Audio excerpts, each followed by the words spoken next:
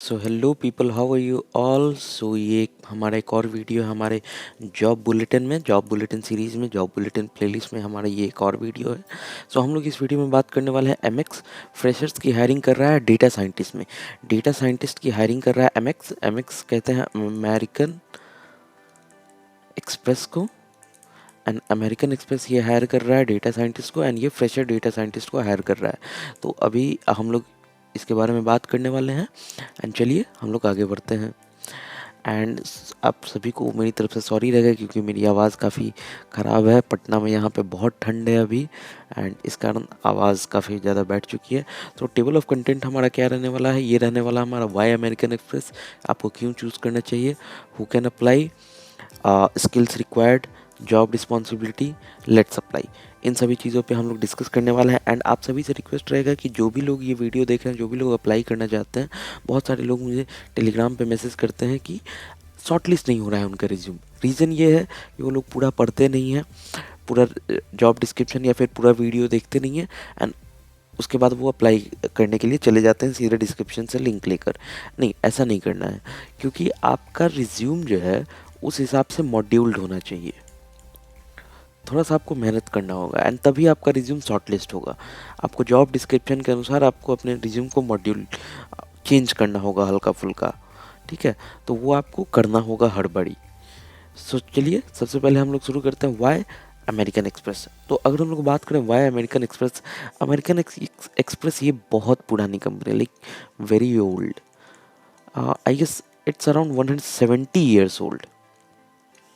Obviously American company है, by name itself it's very clear, US MNC है, ठीक है। अगर हम लोग बात करें इसके रेवेन्यू की, ये सीपेक से भी बड़ा है, चाइना पाकिस्तान इकोनॉमिक कॉरिडोर। ये 48 लगभग सीपेक जितना है, 48 बिलियन डॉलर्स का है ये सीपेक, एंड इसका रेवेन्यू 44 बिलियन डॉलर्स है। ये एक साल में इतना कमा लेते हैं, ठीक है। एंड ये 48 बिलियन डॉलर पिछले 10 साल में लगा रहे हैं, तो ये वैसा है।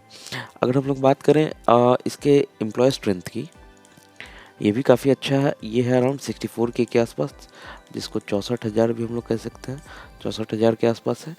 अगर हम लोग बात करें स्टेबिलिटी की, स्टेबिलिटी काफ़ी अच्छी है, लाइक बेस्ट की कैटेगरी में आएगा ये।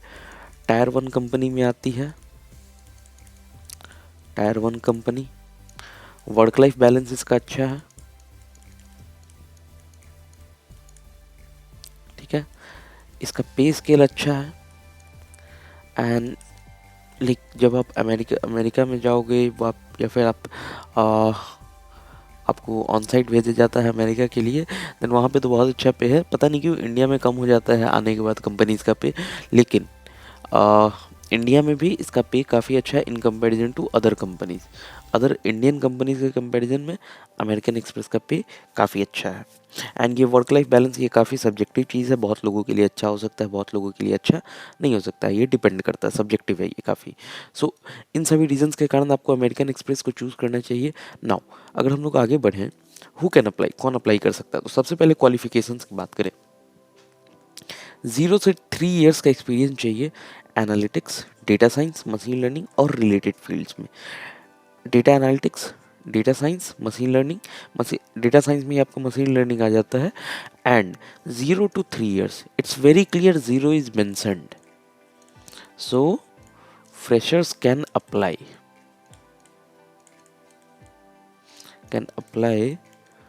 on basis of their skill only.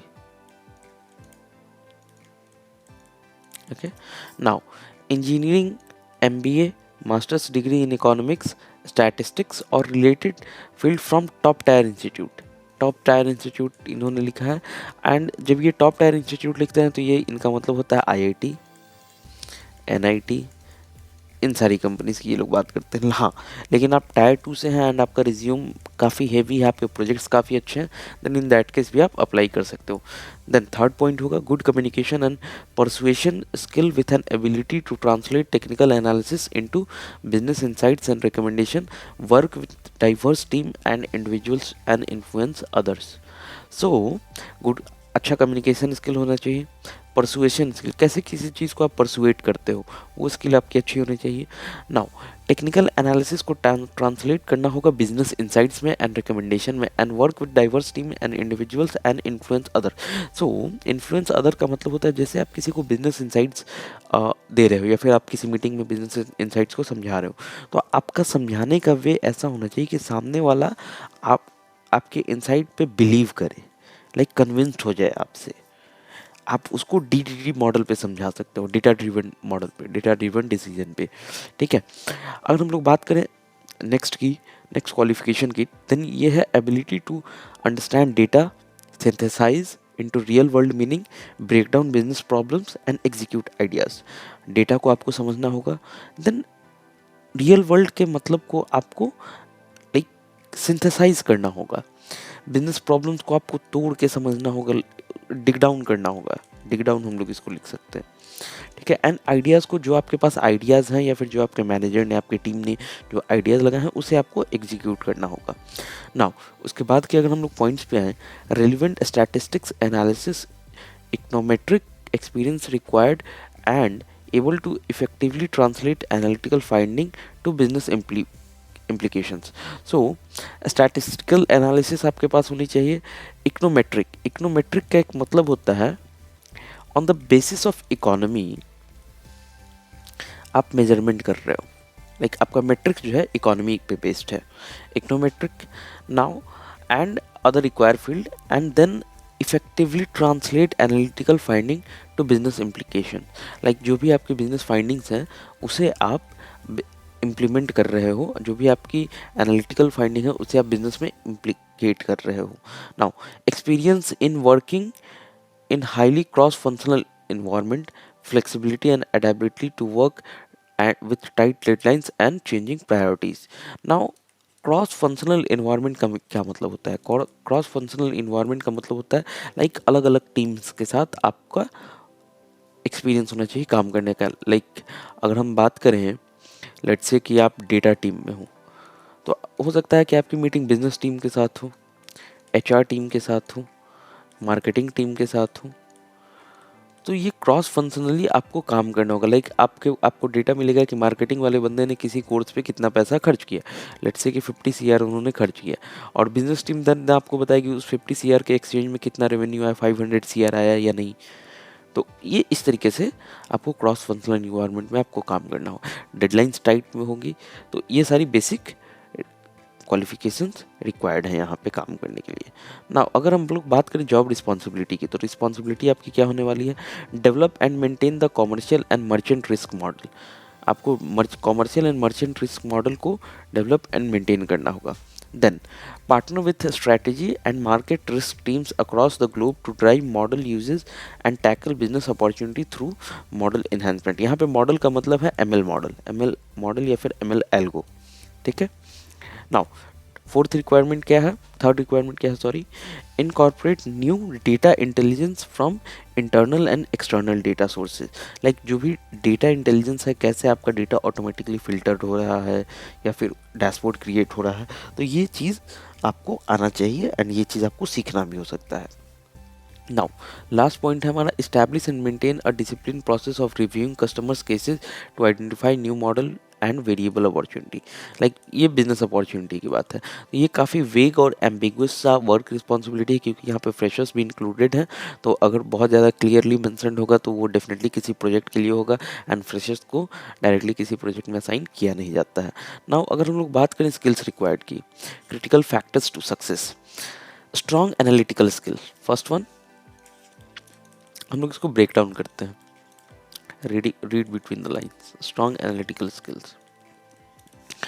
Now an innovative approach to solving both practical and theoretical problems and tremendous will to win। तो सेकंड हमारा होगा problem solving mindset. Easy term में हम लोग लिख सकते हैं प्रॉब्लम सॉल्विंग माइंडसेट, ठीक है। Now demonstrated ability to provide insights and accurate judgment in addressing and resolving business challenges and opportunities। तो अगर हम लोग बात करें insight और accurate judgment की, तो यहाँ पे आएगा हमारा ML, ठीक है, SQL एंड BI टूल जो कि होगा टैबलू या फिर पावर BI, अल्ट्रिक्स भी आ सकता है, लेकिन मेजरली यही आएगा। Then strong collaborative skills and learning agility, तो यहाँ पे आप कह सकते हो लाइक सॉफ्ट स्किल्स आपके आएंगे, सॉफ्ट स्किल्स यहाँ पे आएंगे आपके। Exceptional verbal written and interpersonal communication skills, easily आप इसे कम्युनिकेशन स्किल्स लिख सकते हो। Sound knowledge of machine learning algorithm, statistics, data mining and research method, ठीक है। एमएल आपका पहले से हम लोग मेंशन कर चुके हैं, यहाँ पे statistics and data mining,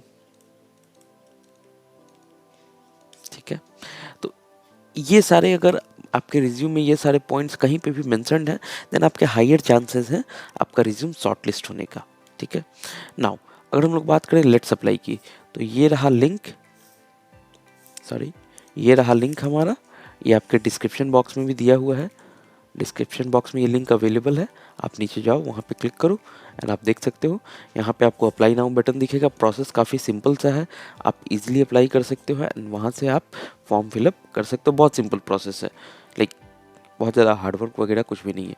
now अगर आप किसी भी अपने टॉपिक पे वीडियो चाहते हैं तो नीचे गूगल फॉर्म का लिंक दिया हुआ है, आप उसे फिलअप करें एंड हम लोग डेफिनेटली उस पर वीडियो बनाएंगे। टेलीग्राम चैनल, अगर आप चैनल के लेटेस्ट अपडेट चाहते हैं देन आप टेलीग्राम चैनल को ज्वाइन कर सकते हैं एंड अगर आप मुझसे डायरेक्टली बात करना चाहते हैं देन आप उसे टेलीग्राम ग्रुप पे ज्वाइन कीजिए एंड आप एडमिन सेक्शन में मुझे देखेंगे एंड वहाँ से आप डायरेक्टली हमसे बात कर सकते हैं एंड डेफिनेटली हम रिप्लाई करेंगे, अगर फ्री हुए तो बिल्कुल करेंगे। तो जो भी लोग अप्लाई कर रहे हैं उन सभी को मेरी तरफ से ऑल द बेस्ट रहेगा। Thank you so much. Please like and share this video and subscribe this channel. Thank you so much. Thank you.